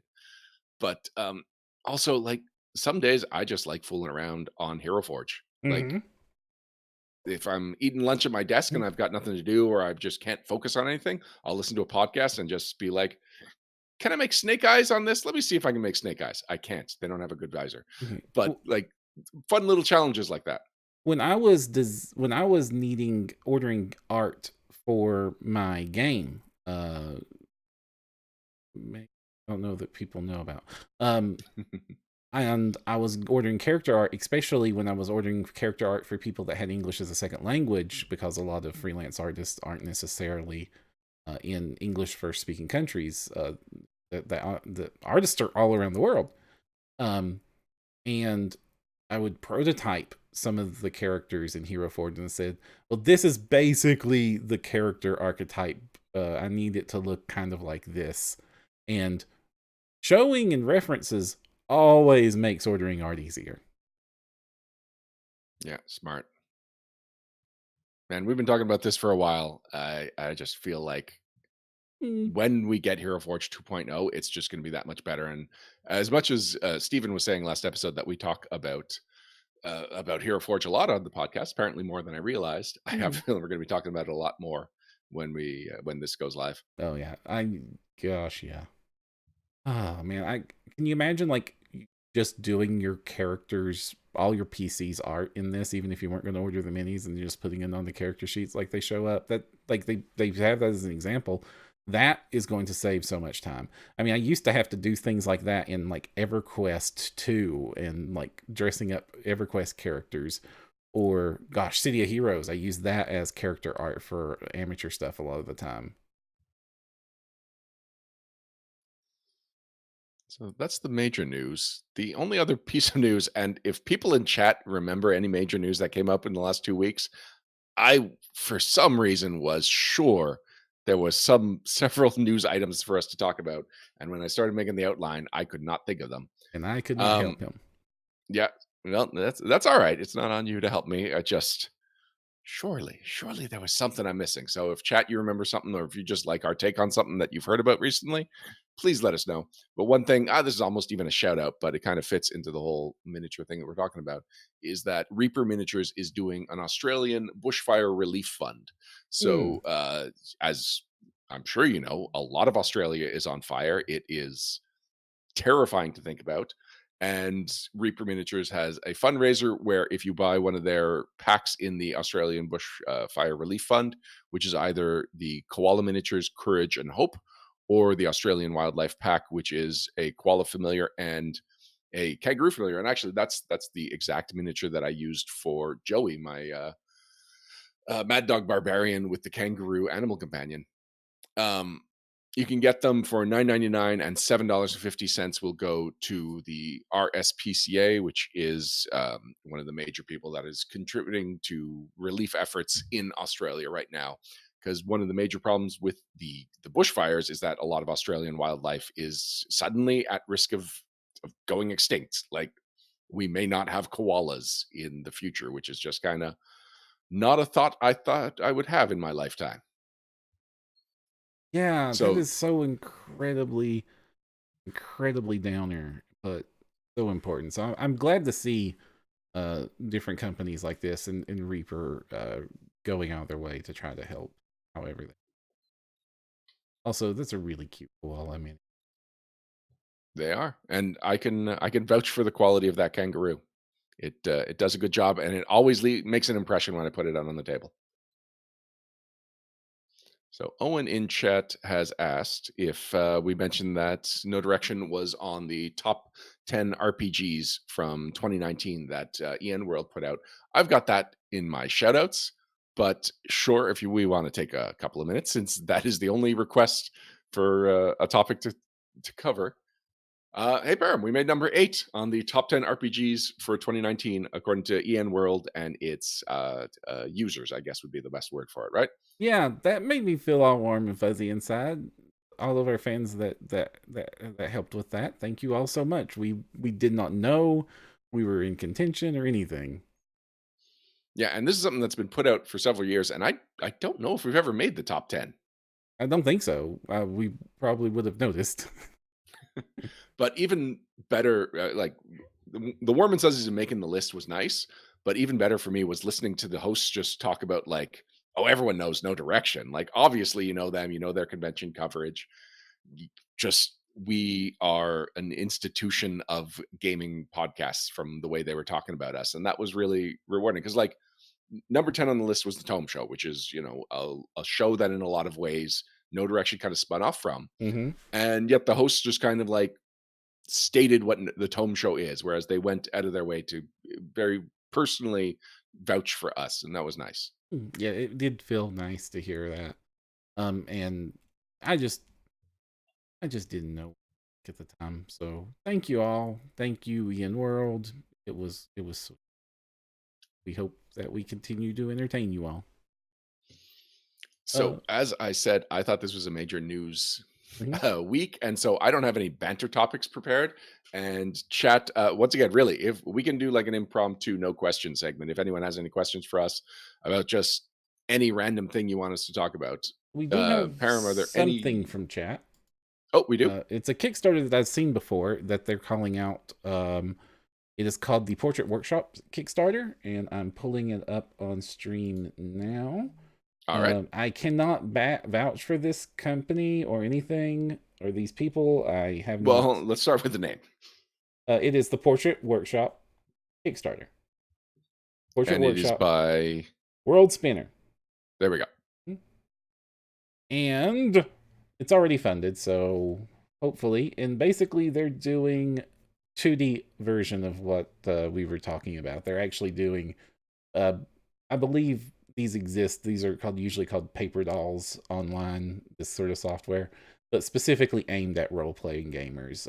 And that Hero Machine was the last time I've ever seen that sort of thing attempted.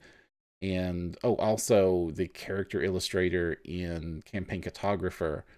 And the art on this one blows both of those away.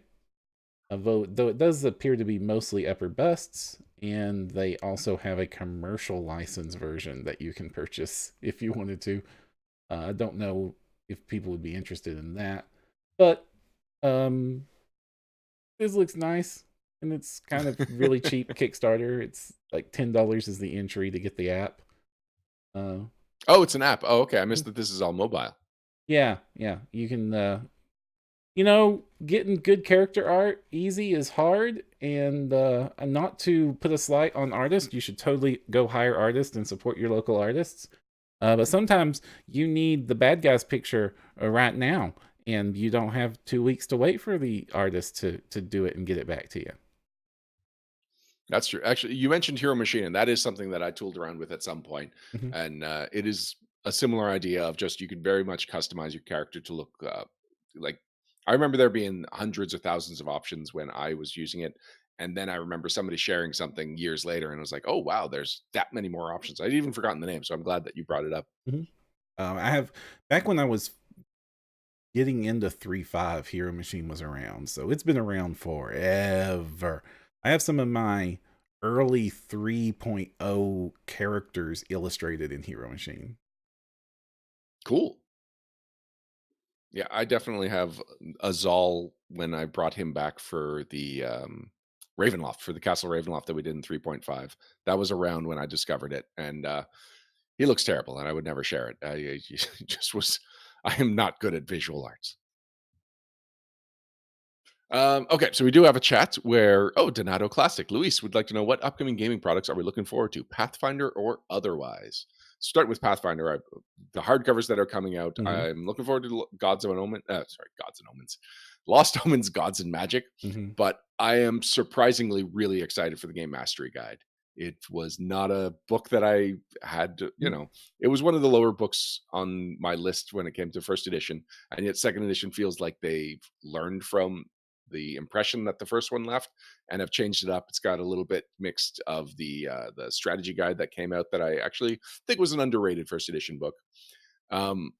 Yeah, so the Game Mastery Guide is probably the Pathfinder thing in the near future that I'm most looking forward to, which is basically between now and Gen Con when the APG comes out. The Game Mastery Guide is the one that's most on my radar.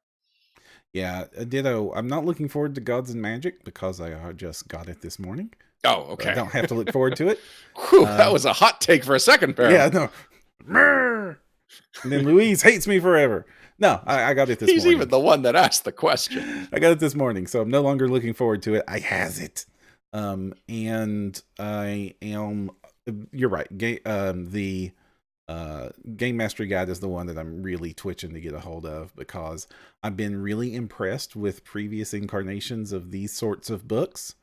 And I hope that this leans towards the types I liked, which is not usually your dungeon master guides. Like the typical D&D dungeon master guide has a pretty standard format that they followed throughout the year. But the books that have always excited me are the Dungeon Master Guide 2s and the expanded versions of those where it becomes advice and useful tools and tips. And that's what I really hope we get out of this book. Besides just the pure mechanical things we know we're getting out of this book, which is like the Gestalt rules. Well, they're not called Gestalt in this, but the Gestalt in all but name, and the the monster creation rules, which they have very kindly given us in advance anyway. If this has got really cool advice on how to manage games and insightful things and really cool tools to make my life even easier as a game master, which is going to be hard to do because PF2 spoils the crap out of me as a game master, then I will be a very happy person. Now, he did say Pathfinder or otherwise. Do you want to start with Starfinder, or is there anything Starfinder you're super excited about? Yeah, I am really excited. Well, I guess it just came out, but I haven't got mine yet. The Deck of Many Worlds, that has got me excited, because it's just really cool to have a tool to randomly generate things to get thought springboards off of. For other gaming, I am really looking forward to Rune Factory 4 Special, which is a video game for the Nintendo Switch, which is very slice of life, town organize-y type things. I love those sorts of games, especially as inspiration for my role-playing games and how I can introduce various challenges that are more problems the town is facing that the heroes can help with instead of, here's another thing that needs killing. And that's really important for the Age of Ashes AP I'm running, because Well, very small spoilers. Eventually, the PCs get a base and are very important to the local community and have to do more problem solving than just we stab it with swords. I'm glad you brought up the Deck of Many Worlds because it reminded me that I'm really looking forward to the bestiary battle cards. I really want to see how that impacts how I GM, and I I truly believe that that is going to be one of the most useful decks of cards that Paizo is going to put out, and I suspect we're going to get many more in the future. So just from the first impressions, it looks like it's exactly delivering on what I want it to. Yeah, and that's going to be useful for me as both a player and a GM. Because as a GM, it's reference cards for all the monsters. As a player, it's reference cards for all the monsters I'm going to summon. Yes. Because I have for first edition Pathfinder, there's a set of reference cards for summon monsters on Drive-Thru RPG, and I forget the name of them, but I printed them out years ago. Yeah, it was a Four Winds Fantasy Gaming product. Yeah, 4 Winds. And like that has been like in my GM bag, in my player bag, everywhere I go, because they had the augmented stats as well as the normal stats, and everything was in cool order. The presentation was a bit rough. I will say that openly. Well, but it was so 100% text-based, right? Yeah. It like they didn't even have like the bold formatting where they needed it. But it was still so useful that it never left my side. And even though my first edition participation in gaming has kind of declined since second edition came out, I have not managed to get myself to throw away those cards, even though they're big and ugly and in the way. But they were even because like it was a PDF and it was PDF pre-formatted to one of the Word templates, right? Where you can just print and then you get you print it on perforated cards. Yeah. So I agree the graphic design was not great, but there was a lot of cleverness to how that was implemented. But it was so useful. Utility won out. So that is because Pathfinder 2 handles the summons that you just summon the monster straight from the bestiary. That's the use I'm also going to get from those cards. I might get more use out of them that way than traditionally. I'm just looking over other products that are coming out. There's a lot of Adventure Path stuff. Any thoughts on Extinction Curse? Is that something you're going to get a chance to run or play or read? No. Shout out to our friends over at Roll for Combat. They're going to be running it. They announced on our show last week with several of No Direction members in the cast. So that's probably how I'll be experiencing it. And the No Direction members are Vanessa Hoskins, Rob, Lauren. Yeah. And so that's how I'm going to be able to enjoy that one. It is really cool. I'm kind of jealous for anybody that gets to play through it because I like carnival circus stories. I've always loved movies and books set around carnivals and circus. Something Wicked This Way Comes is one of my favorite old movies. It's just something I like a lot, and I'm glad they're playing in this space. And I definitely hope to be able to do it, but I've probably got a year left of Age of Ashes to get through, and then who knows just what's a going to year. be out. Just 1 year. I'm being hopeful. So far, we've taken 3 months to get through one volume. Okay. All right. We'll see how this goes. How long did Rise of the Runelords take you? 12 years? No. Good Lord, no. 2.5 years is our average for an adventure path right now. It took us 2.5 years to get through Rise of the Runelords, and it took us just over 2 years to get through Reign of Winter. We spent a year on Wrath of the Righteous before we bounced. So, just going back to Luis's question, saying Pathfinder or otherwise, on your recommendation, I have pre-ordered the Excellence. I went to a gaming cafe called Gamers Cafe with a Z. Went there with the girls a couple of weeks ago and had a great time. Although it's a pay to use the table model, which I did not realize. And so it was a little more expensive than I thought the night was going to be. But at least I knew that we had a good time. There was a lot of kid-oriented games there. And while I was there, I placed the pre-order, which normally they would expect a deposit, which is fair, but it's like a $10 book. So they were like, it's fine.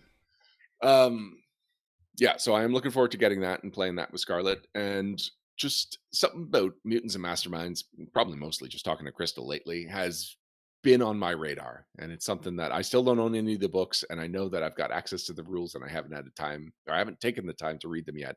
But I have a feeling at some point this year, I'm going to pick up a couple of the base rules and anything that Crystal recommends and just kind of pour through it.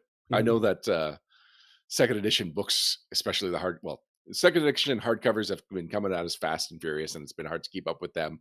So once we get a break, once we've got that gap between the Game Mastery Guide and the APG, that might be how I fill it, since I've just gotten into the habit of reading a lot of RPG books lately. And Mutant Masterminds, if you read the Deluxe Heroes Handbook, it can be a little bit intimidating because of how much freedom that game gives you in building custom powers and making that, basically helping you make just the perfect superhero you've always imagined. But the basic Heroes Handbook, which came out very recently, written by Crystal, made that. Shout out to Crystal, our GM on Adventurous. That made it super simple, and me and my group were able to learn the game fairly easily. A game that's notoriously intimidating to learn. It was super simple to learn using that book because it basically pre-packages some of those choices as archetypes, and then you basically build like you do a Pathfinder character by choosing like an archetype and some choices here and there. But then as you play the game, it sort of slowly unlocks the complexity of until you get used to, this is building the powers by taking this base power and throwing this augment on it and then throwing this limitation on it to get a discount. That's how this system eventually works out. Perram, I want to tell you about my character, which I know is a faux pas. No. You have a character? I mean, I have one in mind. I didn't know if it would be possible, but because you're telling me the Advanced Heroes Handbook actually lets you customize powers, now I'm actually wondering if this is something. Hold on. I've got the book right here. We can make your character. That's not a book. What was that giant metal thing you just moved? That's the mount for my Yeti, and the reflector for my studio light is hanging on it. Gotcha. But I have the book right here. All right. So in high school, in a science class, I learned about the word abiotic, which basically means non-living materials, so rocks and mud and whatnot. And I wrote and I came up with a superhero called Abiotic, and it's basically he has control over those non-living elements. And I pictured him just like he rolls in the mud and he just shows up covered in armor, and he can just create weapons out of just reaching into the ground and pulling stuff up. So this is the character that he was my Mary Sue in high school. And when I started thinking about like what character of all characters I could make in a superhero RPG, do I want to make an homage? Do I want to do something original? And this character that I haven't thought about in 10 years at least came to mind. And it was like, is that possible? If that is possible in Mutants and Masterminds, then I want to play Mutants and Masterminds. Oh, it's not only possible. I've got the page number for those power sets right here. Page 64, which is the elemental power sets, which allows you to do things like reconstruct Earth, make an earthen body if you want to bake, and you can reskin that to be covering yourself in stones. You have different clay forms and earth forms. Then you can put elements, you can put limitations on here to make the power cheaper to buy, such as I can only do non-living materials. I can't use any organic or trees or anything I would pull up from that. You have all sorts of ground strike. You can do earthquakes because you control the ground. You can throw rocks, of course. You can reshape them into objects and weapons and armor. You can make barriers and constructions and all sorts of fun things. That character is totally doable in Mutants and Masterminds. In fact, I thought you were going to throw me a much harder character than that. When I go and pick up the Excellence at Gamers Cafe, I'm going to place another pre-order And well, I guess not a pre-order, but I'm going to place another special order and get some Instant Mastermind score books. Mhm. I want to play. I love this game. I love this game. Well, I've I loved it wanna ever play since too. first edition. All right, so There was some mention from Kitsune Warlock, from Dustin, saying PFS is looking for volunteers for 2020 conventions, PaizoCon, UK Games Expo, Origins, Gen Con, and PAX Unplugged. They have a post on their blog. Mhm. I haven't read the blog, but like I've seen enough of these blog posts that I'm sure I can imagine how it works. You Mhm. contact them, they will give you some bonuses for being a volunteer. Yeah, and also since we were talking about the freelancing topic of putting your name in front of them in good ways, don't go volunteering is a great way to do that. You don't need to go I'm not recommending you go there and then bother them about work when you should be volunteering, but by volunteering you put your name in front of people that make decisions and we're willing to do hard work. Yeah, Luis just shared the link in chat. It's to a blog post called "Do You Want to GM at a Con?" It is from Friday, January 17th. Mhm. I totally recommend if you can do some GMing at a convention, if that even remotely is something you might consider. It is a fun experience that is unlike any sort of GMing at your local area that you could. I loved it. I absolutely loved it. And if we weren't doing all we do at the conventions nowadays for No Direction, I would still be volunteering for a few GM slots every year because it is so fun just meeting all these players from around the world and learning about different styles of play, different character designs and archetypes, different just seeing all the vast array of player diversity out there is wonderful and inspiring. And I also love to play a few games at the tables when I'm there, because when I get to play a game under a particularly talented GM or a particularly clever GM or has come up with some really cool way to handle some aspects of the game, I have yet to attend a convention and not learn something new from one of the GMs I've played under. Well, also, you learn about yourself as a GM when you GM for strangers. Like some things that your local group may have gotten used to or just assumes that's how GMing is can be a completely foreign concept to new players to you. And you get a bigger reaction than you might be expecting to certain things. Or you might do a ruling and then someone at the table is like, you run it that way? And you're just like, there's other ways to run this. And it leads to interesting self-reflection, interesting conversations. I like it. I find that I am more energized when I GM at a con for strangers than when I'm GMing and I'm into my my comfort zone. Yep. Go volunteer. Also, they give you some free stuff. Well, it's weird. You do get some free stuff. There's other So reasons to do it. I was actually just skimming this to see how it works, and since Pathfinder Society got moved over to the Organized Play Foundation, because there was some iffy things about for-profit companies using volunteers in the hmm past, and so how volunteering at gaming conventions works has changed. I cannot say exactly what the benefits to the volunteers are for Oh, volunteering. yeah. This will be the first year that's really kicked into high gear, isn't it? I thought the second year, but you might be right. It's this first year. Well, I know that it was active last year, but I sure didn't feel it. Even as somebody who works really uh, closely with that organization. Oh, Sorry, I we just have a noticed link there's here. mention of a Leshy luchador in the blog post, and I appreciate that. I had to check to see if Luis is the one that had written the blog post, even though he has no business writing that blog post. I'm just surprised to see anyone else referencing luchadors. Surprised and tickled. Yeah, so Kitsune Warlock has listed or has sent a link that lists the volunteer benefits. You get print product, a badge, in-game reward, store credit, or t-shirts, depending on how many blocks you commit to. 9 blocks being the maximum, which gets you everything. But actually, even 6 blocks is the minimum to get everything. And then more or less every tier below that gets you slightly less. It's the print products are the first things to go. Oh, I'm surprised that the badge is the second thing to go. Yeah, you usually the badge is the very first thing you get, but what like Badge and a t-shirt. That's what okay. I would have expected are the base ones. Yeah, because GMs usually most cons will just if you're GMing even one game, usually gives you a free badge. But I guess this is different. Of course, the big coveted one that a lot of people, not everybody, but a lot of people that do this go for is the 7 block reward, which is get you your hotel room.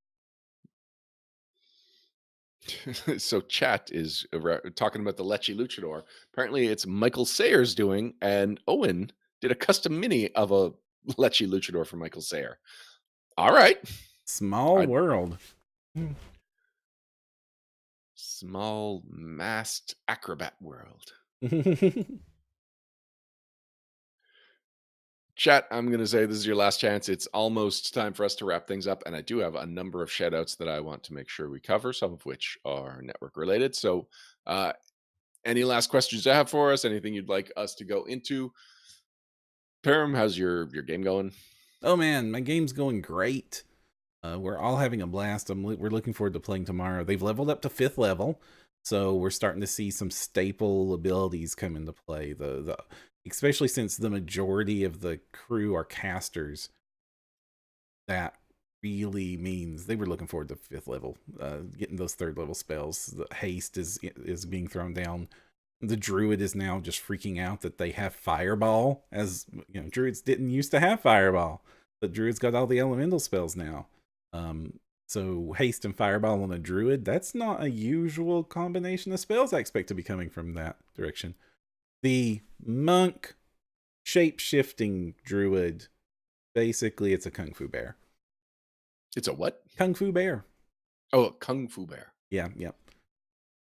They multi-classed into monk and shapeshift into a bear, and then do crazy monk things using the bear bonuses. It's kind of a fun character.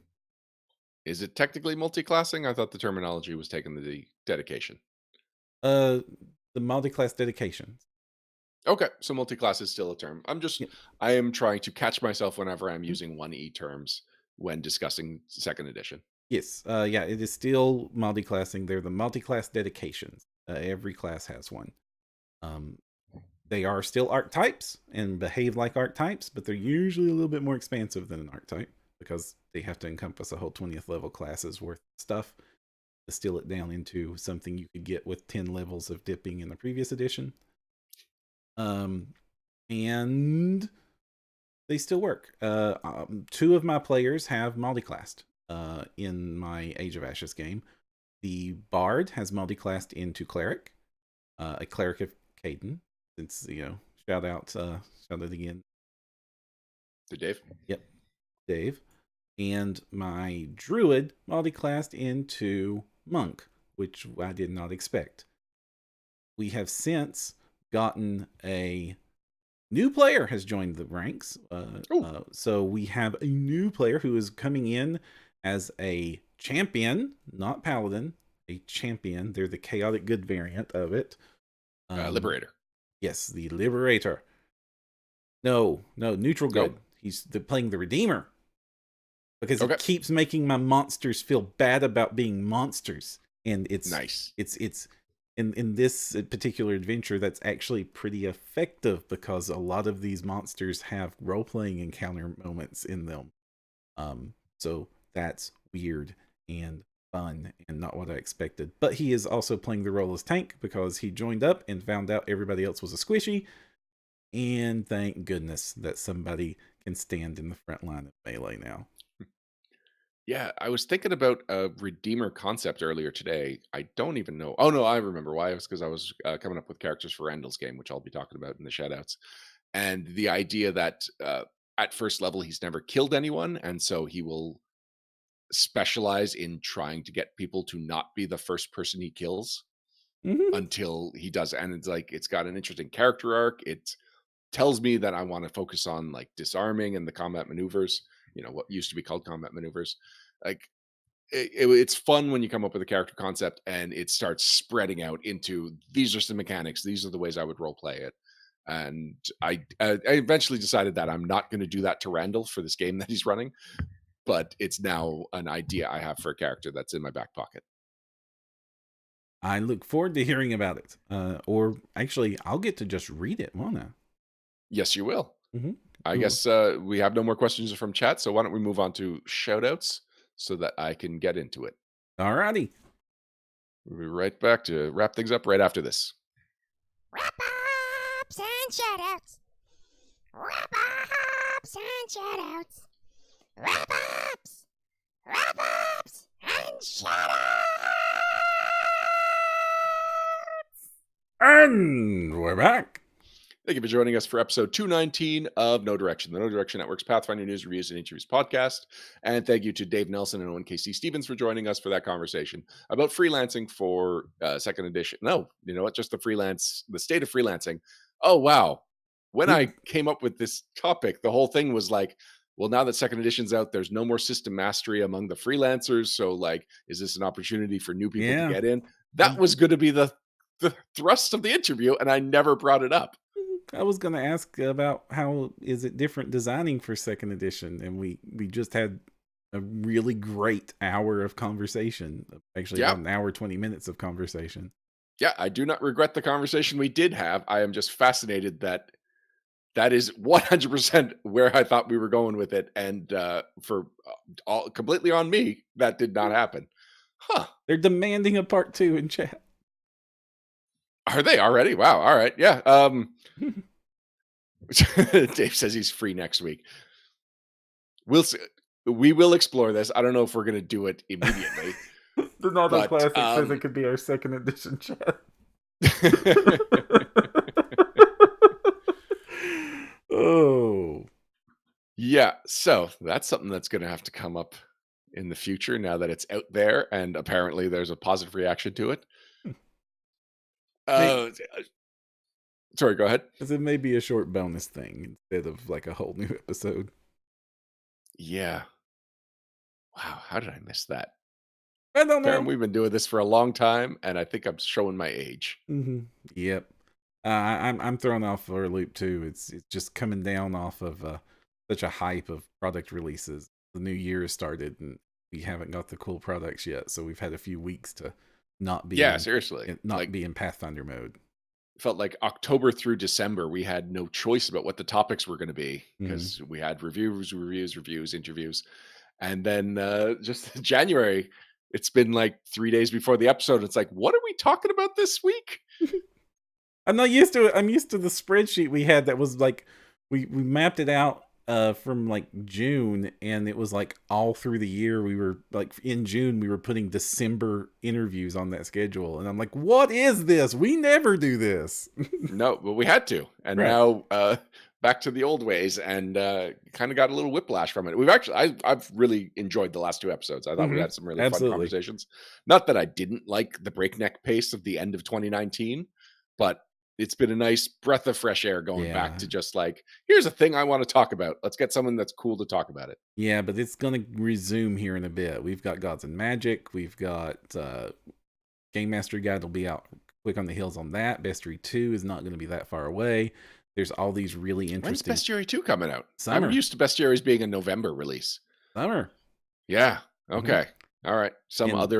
One more thing that I've got to update in my mental expectations. Yeah, and then eventually we're getting Lost Omens, Absalom. I mean, it's going to be since they've switched to Lost Omens Legends coming out too, which is after Absalom. So like now that they switched to this hardcover model for everything, it's just like review, and we've got a lot to talk about. Plus, there's the bestiary cards. Eventually, I'm going to get my hands on the spell cards. I need to do a review on those. And that's not all. There's half a dozen other accessories they announced. I can't even remember them all. Oh, and by the way, Owen just shared a link to the custom Lecce Luchador. Let's see if I'll pull it up on screen. Cool. So while you do that, let me see if I can get through all my shout outs. So as announced on the Patreon this week, in what I think is my favorite thing that we've done with the Patreon so far, Randall is running a Pathfinder Society play-by-post via Discord. I talked about it a little bit last week, but Randall's been talking about this for 6 months or so. He sent me a a proposal for this as a project. This is going to be his major contribution to the network beyond just the blog. Because in case, maybe I should have started with Rendell Myers, one of our bloggers. He writes Groundbreaking. He used to write terraforming as well, but he's reduced his schedule to just the one blog per 2-week block that we do our blogs in. And he has done some really cool stuff with how you can run a play-by-post via Discord. The two major things, and we talk about this in the Patreon post, which is behind the paywall. So I'm always conflicted about this, where how much do we make exclusive patrons? How much do we just give away for free? And then why do we have a Patreon? So this particular one, the announcement was behind a paywall. So the exact details we go into and will not be available to the public for a couple of weeks. But basically, he's got a bot that does all the rules. And so it's very easy to look up when you're just in the middle of Discord. You don't have to leave the Discord server to look up how a spell works or the specific wording of a feat or whatever. You can just use some fairly easy prompts to learn to call it up right there and run it, just run your game more smoothly. And he's also created some things he was comparing to a JRPG dialogue boxes, where if he just inputs a little bit of basic code, he can have specific character faces with specific names come up. And it just like, instead of just being like, this is what the person said, you get a visual element with the character face there, and it becomes a much more immersive experience. He's also shown me he's got like the entire Pathfinder Society scenarios and quests laid out in a way that he can create the most linear storyline with continuity, and also so that you are hitting your level breaks when you're supposed to. All of this is for this game that he's running on Discord. I will be one of the players at the table. Potentially other members of the network will be on it as well. And we are opening it up to the other 4 spots are open up to patrons. If you are a patron of No Direction, you can go to patreon.com and find out how to request to be one of the people that are sitting in at the table. And if you don't have time to commit to it, or you just unfortunately don't make the cut if we get a lot of demand, it will be a publicly played play-by-post game on our Discord server. So you can follow it along. You can see the tools in action, and you can just learn from Randall's jamming style, because he also wants to have like a behind-the-screens thing that is going to be blocked to the players in the game, but open to everyone else. And man, Randall's stuff, I've been following his development of these bots ever since I don't know how early, but fairly early on, and I've been consistently impressed. People in this industry, you need to go talk to Randall. He's got some skill sets you don't know you need. Yeah, I would say so. Like, we brought him in as a blogger, and like, us being a website and I still call it new media, like a new media provider. I know.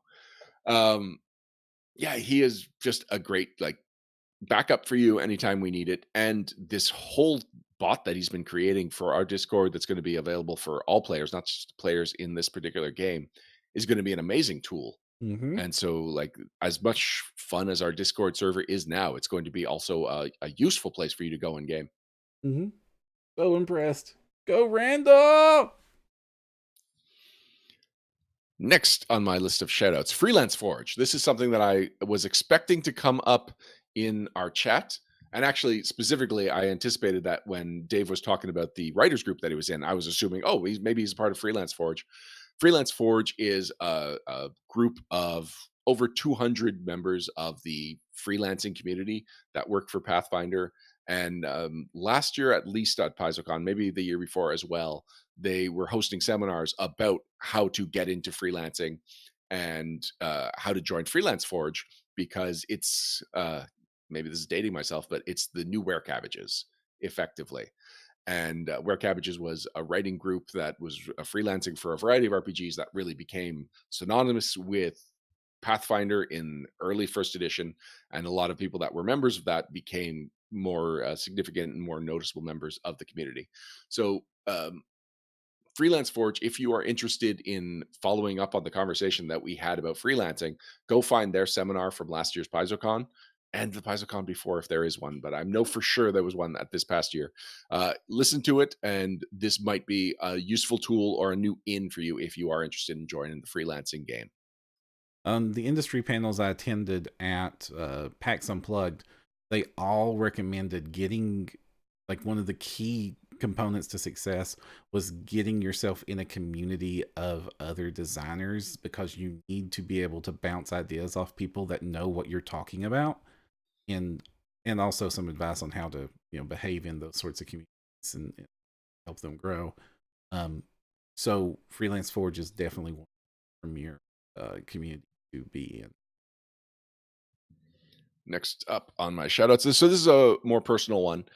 As people know, I work for Blind Ferret, which is, among other things, an entertainment entertainment company that publishes webcomics. Looking for Group and Least I Can Do.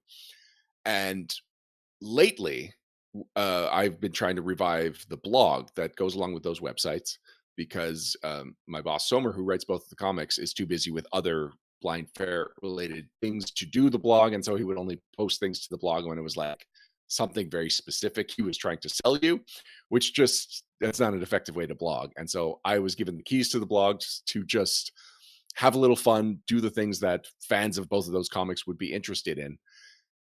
And at the end of every blog post, I would just do a little promotion to something that was going on in the store.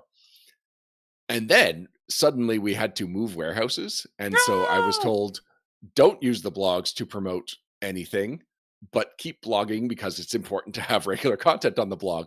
And so I have just been unleashed on these blogs to just write whatever random things are coming to mind. And I am having a lot of fun with them. If you are at all interested in just my outlook on the world, my zany writing style, my unique perspective, this is the best way of getting it, especially if you're interested in what I think and what I'm like beyond just gaming related things. Yeah, it's been fun reading Unfiltered Ryan. Yes. Have you been reading the Least I Can Do ones? Because those are the ones I'm getting a little more personal on. Yeah. Okay, yeah. I did a 3-part series on my New Year's resolution this year after I started writing one, and it was like, boy, I have a very complicated New Year's resolution this year. It's like 3 tiers with 9 sub-tiers. You gamified it. Why did you gamify New Year's resolutions? Because it's more fun that way. So, just if for whatever reason you don't get enough Ryan Costello content in your life, check out leasticando.com and lfg.com. And if you're not reading those comics, while you're at it, read the comics. They're good comics. All right. Next up, Adventurous. Adventurous is coming back. And one of my New Year's resolutions that is gaming related was to get our actual play podcast on a regular schedule. Friday was the day that I picked that we would do regular actual play content, and I made movements towards getting this game and making sure any new actual play games that we introduced would also be on Fridays. And then Glass Cannon announced that they were going to be doing Androids and Aliens live every other Friday. And so oh dear, we'll see how this works out. I am too far along in the scheduling Adventurous to reschedule it. But anyway, the live part of Adventurous has always been a small component. It's the edited and released version of Adventurous is what I consider as pure Adventurous.